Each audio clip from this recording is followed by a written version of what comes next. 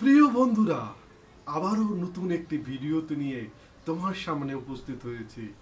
আমি মনে করি তোমরা বেশ ভালো আছো, আমিও বেশ ভালো আছি।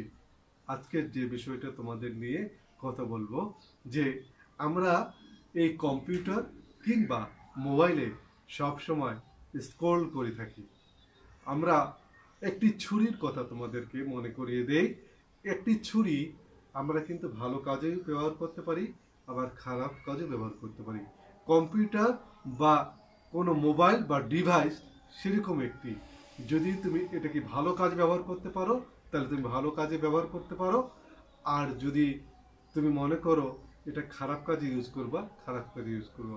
আমি বলছিলাম আমরা সবসময় মোবাইলে স্ক্রোল করতে থাকি, ফেসবুক দেখি, তারপর ইউটিউব দেখি, কিন্তু প্রয়োজনীয় কিছু শিখি না।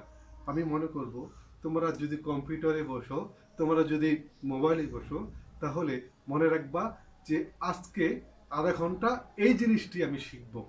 এটা মনে রাখবা, এটা মেনে চলবা, তাহলে দেখবা তোমাদের জিন্দিগি বা তোমাদের জীবন ভালো হচ্ছে। আমি এই ভিডিও দীর্ঘায়িত করব না, বিস্তারিত আরেকটি ভিডিওতে তোমাদেরকে বিস্তারিত বর্ণনা দেব।